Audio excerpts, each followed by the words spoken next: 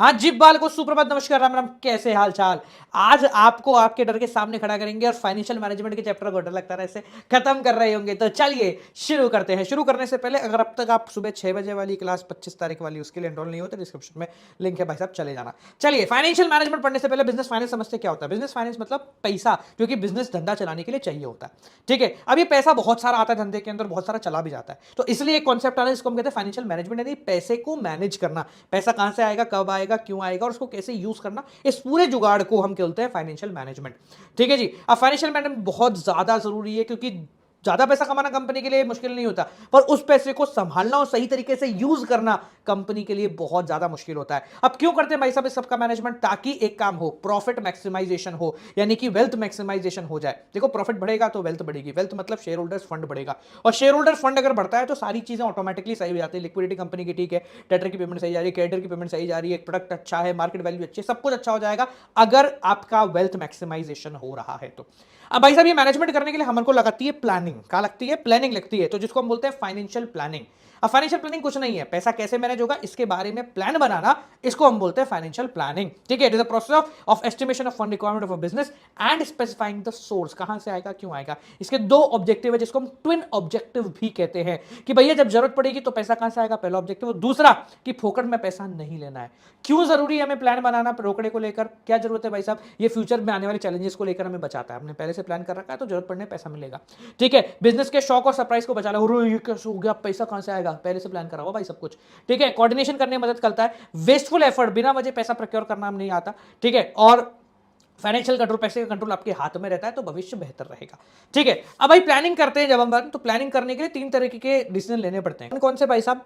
Financing, investing and dividend. कौन कौन सा? Financing, investing and dividend. Financing मतलब पैसा कहां से लाना है, इन्वेस्टमेंट कहां लगाना है, डिविडेंड प्रॉफिट जो कमाया अपन ने इस पूरे तामझाम से, तो उसका क्या करना है। तो सबसे पहले अगर मैं आपको बात करूं, फाइनेंसिंग डिसीजन मतलब पैसा कहां से रेज करना है। तो पैसा रेज करने के लिए कंपनी के पास दो ऑप्शन है, पहला शेयर होल्डर फंड है, दूसरा है आपका डेट, यानी कि या तो कंपनी के मालिकों से पैसा मांगो और शेयर इशू करके पैसा मांगो, या फिर डेट मांगो। ठीक है जी। अब भाई कौन सा मांगना है ये डिपेंड करता है बहुत सारे फैक्टर्स पे। कौन कौन से फैक्टर्स होते हैं? सबसे पहला कॉस्ट है, कि खर्चा कितना लगा सकते हो आप इस पे। डेट लेना कंपैरेटिवली आसान हो रहा है, इक्विटी इशू करने के लिए एडवार्म एडवर्टाइजमेंट, पूरा सेबी से परमिशन और सारी चीजें लेनी पड़ती हैं, तो डेट इजी है। रिस्क की बात करें तो इक्विटी लेस रिस्की है, क्योंकि वापस पैसा चुकाना नहीं है, डेट में पैसा इंटरेस्ट के साथ चुकाना है।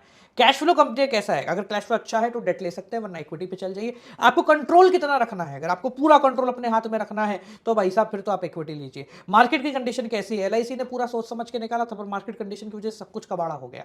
ठीक है, आपकी ऑपरेटिंग कॉस्ट कितनी है, रेगुलर आपको कितने पैसे की जरूरत पड़ती है। अगर रोज ज्यादा पैसे की जरूरत पड़ती है तो डेट मत लेना, क्योंकि इंटरेस्ट नहीं दे पाओगे।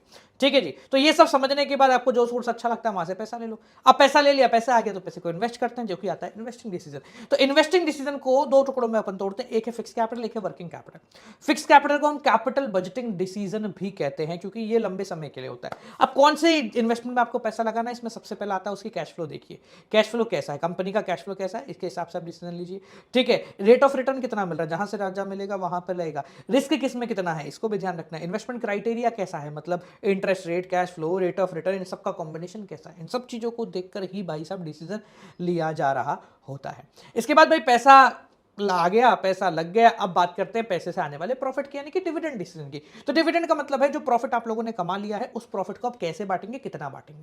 तो देखो ऐसे अल्टीमेटली नहीं बांट लेते, बहुत सारे फैक्टर्स होते हैं जो कि आपको ध्यान रखने पड़ते हैं। पहले आपकी अर्निंग कितनी है, अर्निंग कंपनी की अच्छी है तो आप ज्यादा पैसा बांट सकते हो, नहीं है तो मत बांटना। स्टेबिलिटी कितनी है अर्निंग की, एक साल 100 करोड़, दूसरे साल 5 करोड़, पहले साल 100 में से बांट दो, अगली बार शेयर होल्डर मांगने आ जाएगा पैसा।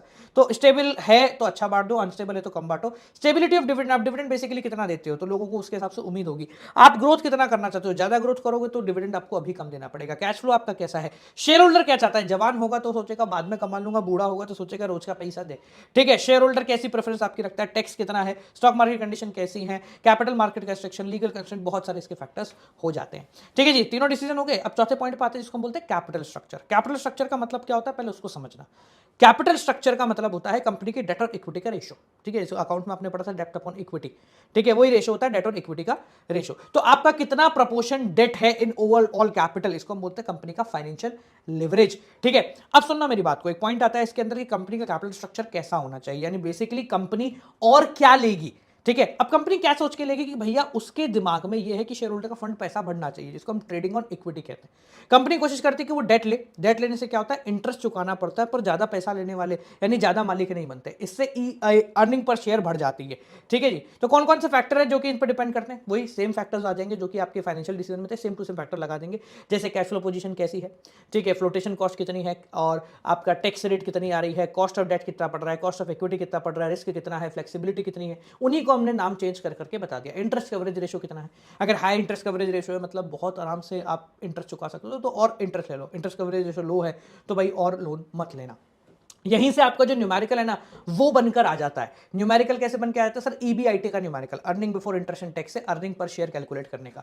तो बहुत आसान है, मैं एक 30 सेकंड में बता दूंगा आपको। तो देखो सिंपल सी बात है, आपने जो पैसा कमाया ना वो कहलाता है EBIT, earning before interest and tax. इसमें से पहले आप इंटरेस्ट माइनस करते हैं, जो बचता है वो कहलाता है अर्निंग बिफोर टैक्स। ठीक है, उसमें फिर आप टैक्स रेट माइनस करेंगे, वो कहलाता है अर्निंग आफ्टर टैक्स। उसमें डिवाइड कर दो उसको नंबर ऑफ शेयर होल्डर से, तो आपको अर्निंग पर शेयर ईपीएस आ जाएगा। ठीक है जी, समझ में आ गया। तो जहां ईपीएस बेहतर है वो आप यूज करें, ज्यादा तो अगर डेट लेने से ईपीएस बढ़ रहा है तो डेट ले लो, इक्विटी लेने से ईपीएस बढ़ रहा है तो इक्विटी ले लो। ठीक है जी। अब इसके लास्ट में आखिरी टॉपिक जो इसके अंदर आता है वो होता है फिक्स कैपिटल या वर्किंग कैपिटल। ठीक है, तो कौन से फैक्टर्स है जो कि फिक्स कैपिटल को देखकर अपन फिक्स कैपिटल की रिक्वायरमेंट को अफेक्ट करते हैं। फिक्स कैपिटल मतलब लंबे समय कैपिटल। तो भाई आपका बिजनेस कैसा है, बिजनेस अगर आपका पूरा बढ़िया ऐसा एसेट वेसेट वाला है, फैक्ट्री वाला है, तो आपको ज़्यादा फिक्स कैपिटल चाहिए, नहीं है तो कम चाहिए। स्केल ऑफ ऑपरेशन कितने हैं, बड़ा स्केल है तो ज़्यादा चाहिए, नहीं है तो नहीं। Choice of technique of production, अगर आप कैपिटल इंटेंसिव टेक्निक लेते हो तो आपको बहुत ज़्यादा कैपिटल चाहिए, लेबर इंटेंसिव में नहीं चाहिए। ग्रोथ कितना करना चाहते हो, डाइवर्सिफिकेशन कितना है, लेवल ऑफ कोलैबोरेशन कितना है, फाइनेंशियल अल्टरनेटिव कहाँ से पैसा लगाने की जुगाड़ है, बस इसके ऊपर ध्यान रख लेना। ठीक है जी। चलिए, तो ये सारी चीजें जिनको आपको ध्यान रखना है, चैप्टर आपके इतना ही था। और दो चीजें हैं जिनके बारे में आपको ध्यान रखना है। पॉइंट नंबर 1, भैया फुल चैप्टर का रिवीजन चल रहा है तो फटाफट शाम को 7:30 बजे आ जाना। सेकंड चीज, 25 तारीख को सुबह 6 बजे मैं आप लोगों से मिल रहा हूं मेरे पेपर के साथ।